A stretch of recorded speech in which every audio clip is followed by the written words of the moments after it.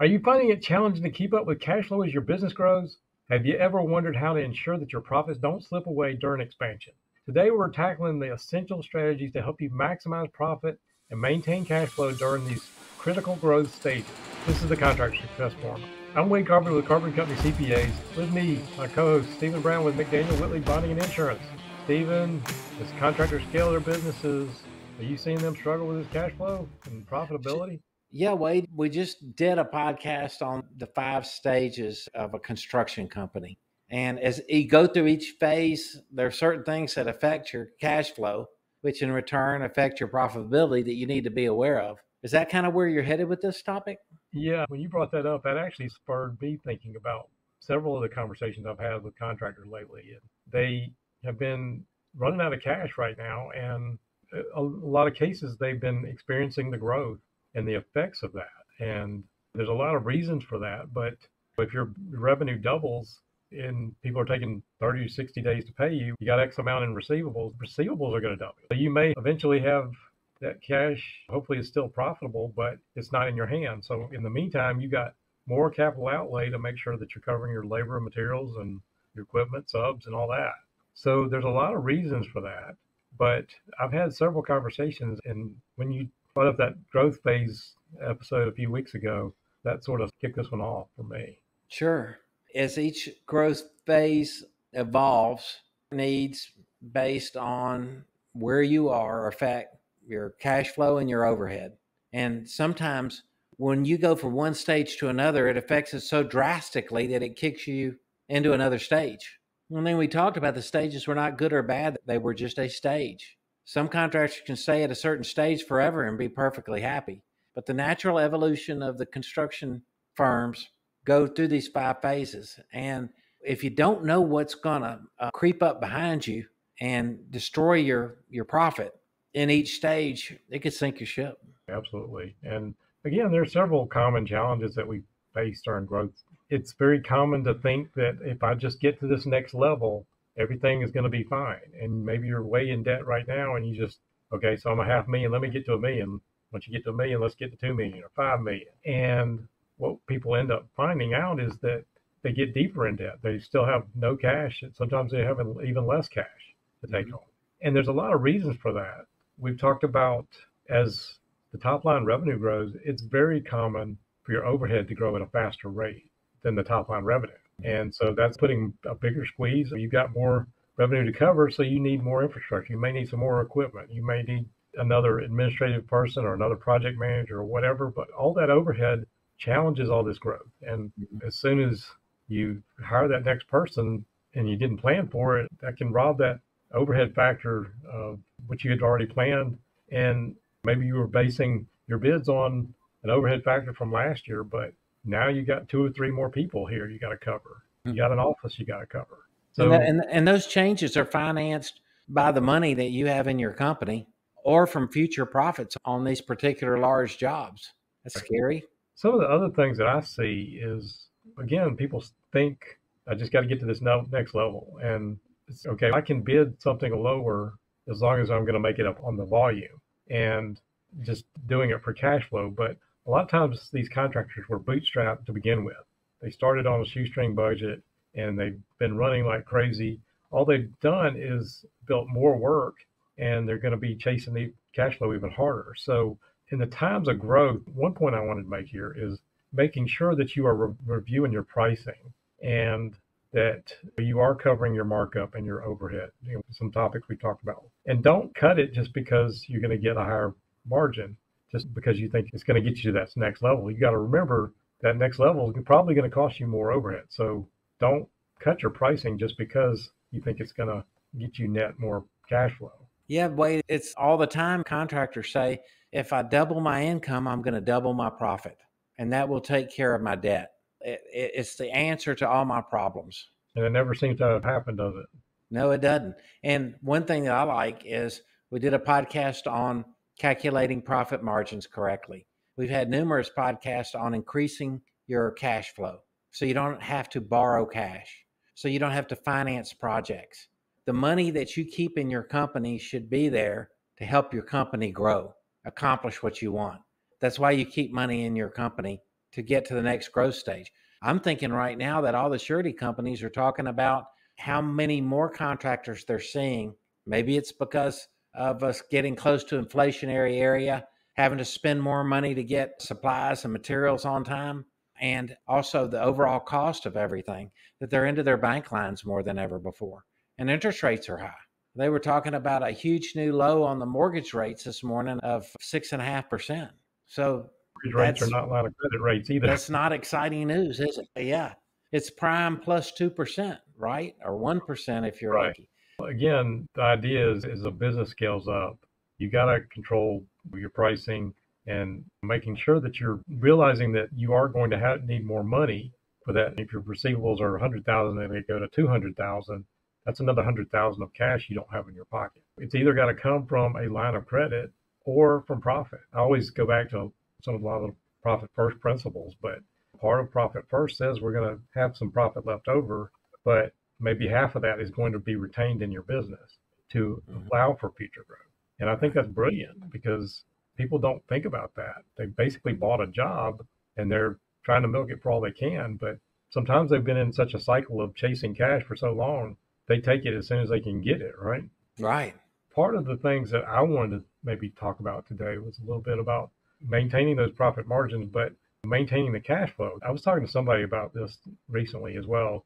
The timely and accurate billing, making sure that your bills go out on time is half the battle. And if you're a subcontractor, a lot of these general contractors, rightly, they want their paperwork right. And if you don't get it right this particular month, you got to wait another 30 days to get that in and get paid. So this is the time, especially if you're in a growth phase, you need to focus on some of these fundamentals. The fundamentals, like knowing, first of all, if you're working with a general contractor you never worked with before, know what their billing practices are. Know how to, if they're requiring an AIA type billing payout, then know how to do it or get somebody that does know how to do them. And I've seen several of those get kicked back because they're calculation errors, or they'll go to an architect and they, some little small math error, they just throw the whole thing out.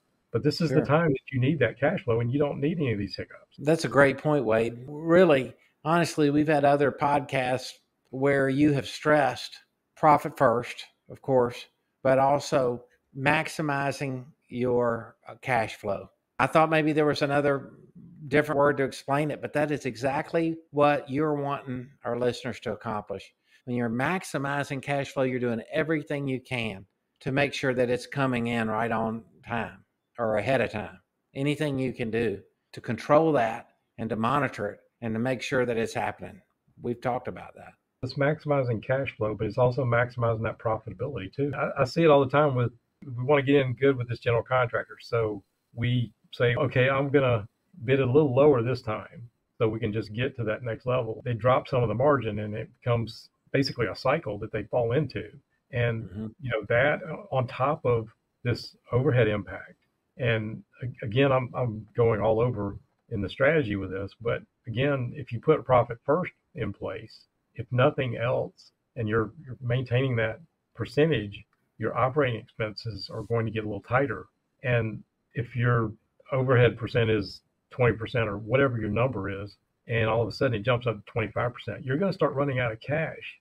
You're going to start feeling that faster. So in a way, profit first limits your upward growth of this overhead because you are going to be feeling it, and probably a lot faster than sometimes you can have a big retainage check come in or something like that, and you got a windfall of money, but next thing you know, you spent all of it and you realize, hey, I couldn't really afford to go hire that extra guy. The other part that I wanted to talk about was not just billing, but if something is past, it's 30 days and they're supposed to pay in 30 days, a lot of people just let it slide and they don't want to pick up the phone. They don't want to. But in the growth phase, you really need to be very diligent about collecting money and following up on overdue payments, making sure that you're promptly going after that kind of stuff to help ensure the cash flow remains positive, because again, this is the time it's going to be squeezed when we're in growth phase. As we said, it's very common, whether you've got profit first in place or not, your overhead factor has got to grow, making sure not only you're managing your overhead, but you're also, if it's changing, then we need to change that factor that we put in our bidding. I get that. And what you were saying really makes a lot of sense, Wade. Profit first solves a lot of problems. It forces you to deal with what you have to deal with no matter what your sales are. It takes the emotion out of it. If you're heavily in debt, it teaches you how to bid things properly, how to manage your cash flow.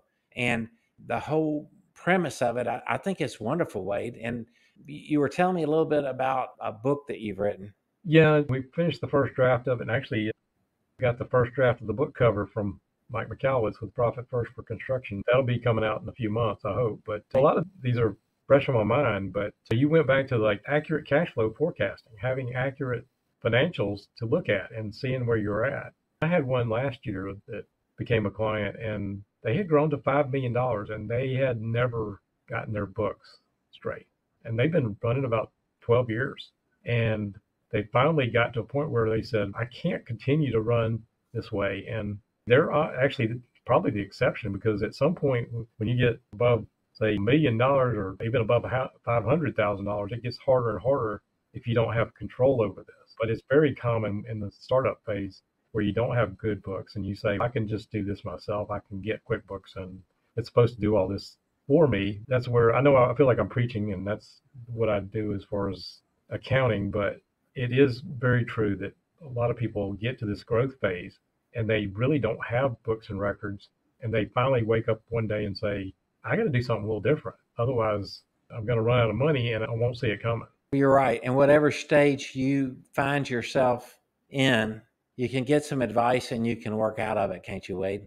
Yeah, don't get me wrong, because construction is one of the toughest industries for cash flow. And profit first is not the end all be all if you don't treat it right. But if you're not properly, if you don't know the margins that you're supposed to be getting, you got to get a lot of these fundamentals down. And typically, a lot of people, I see it all the time, that they get in this startup phase.